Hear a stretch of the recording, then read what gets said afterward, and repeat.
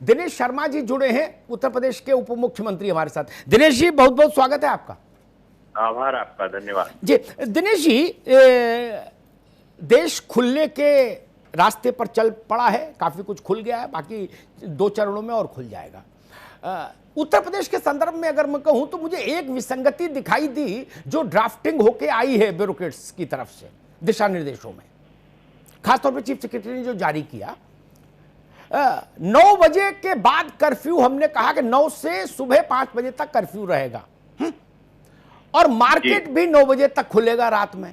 तो 9 बजे जब मैं ब्रेड लेके निकलूंगा तो 9:01 पर मुझे घर तो पहुंच नहीं सकता, तो कर्फ्यू को उल्लंघन। मतलब आप लोग, मेरा निवेदन ये है, बाबुओं को एक ओरिएंटेशन कार्यक्रम क्यों नहीं करते आप लोग, बाबुओं का, जो लोग ये ड्राफ्ट करते हैं? नहीं, देखिए, इसका मानना है जैसे 7 बजे हम लोग 7 बजे के बाद कर्फ्यू लगाते थे, तो लोग 7 बजे के पहले ही अपने काम धाम बंद कर देते थे, तो वो उसमें उसका अनुपालन सुनिश्चित हो जाता था।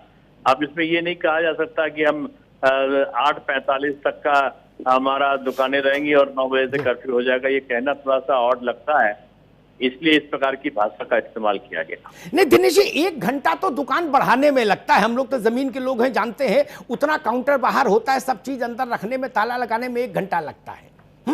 तो या तो हम ये क्यों नहीं लिख देते कि भाई दुकान 8 बजे तक खुलेगी, बंद करने लगेंगे।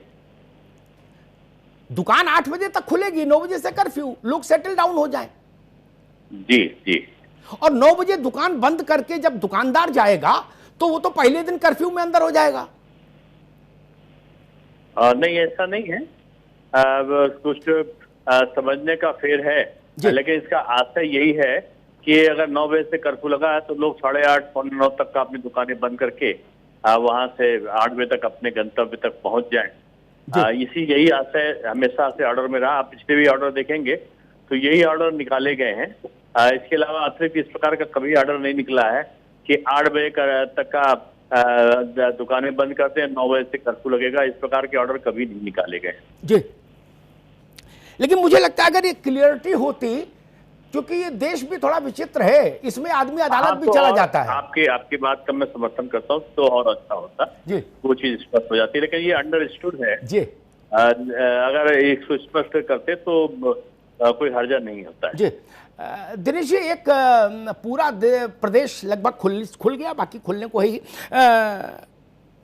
अब पहली बार ऐसा होगा कोरोना के इस काल में जब खुले प्रदेश में कोरोना से 2-2 हाथ होंगे, जब लोग भी सड़क पर होंगे, और कोरोना तो ऑलरेडी सड़क पर है ही। एक नए किस्म की लड़ाई देख रहे हैं आप? मैं कह रहा हूं कि ये चुनौतीपूर्ण है जी, और इसमें चूंकि एक लंबे अंतराल तक ये कोरोना की जंग चलनी है, तो अब जीवनचर्या का इसको अंग बनाना पड़ेगा। जो हमारी सावधानियां हैं, जो सुरक्षा के संबंध में उपाय हैं, उनको करते हुए ही हमें दिन प्रतिदिन की क्रियाकलापों का संपादन करना पड़ेगा। तो ये इस चेतावनी के साथ ही ये छूट है कि हम सुरक्षा के उपायों में किसी प्रकार की हीला हवाली नहीं करेंगे जी। दिनेश जी, एक आज की ही ब्रीफिंग में ये बात सामने आई, जो उत्तर प्रदेश सरकार की ब्रीफिंग होती है 3:30 बजे, उसमें कि जो हमारे मजदूर भाई बहन बाहर से आए हैं उनके जो सैंपल लिए जा रहे हैं, तो उसमें पॉजिटिव निकलने का जो प्रतिशत है वो बहुत ज्यादा हाई है। वो संकट गांव को और ज्यादा चुनौतीपूर्ण बना रहा है, उत्तर प्रदेश के गांव को।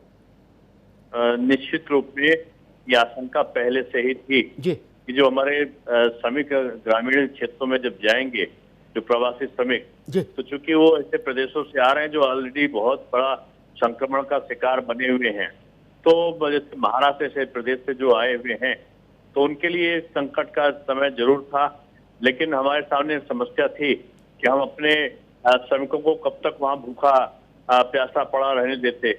ये स्थिति एक आ गई थी कि ना तो उनके पास आवास था, ना खाने को भोजन था, न रहने की कोई व्यवस्था थी। तो ऐसी स्थिति में उनको उत्तर प्रदेश लाना हमारे लिए अपरिहार्यता था, और इसीलिए उनको यहाँ लाने का काम किया गया जी। बहुत बहुत धन्यवाद दिनेश जी, बहुत बहुत धन्यवाद। आभार आपका, आभार।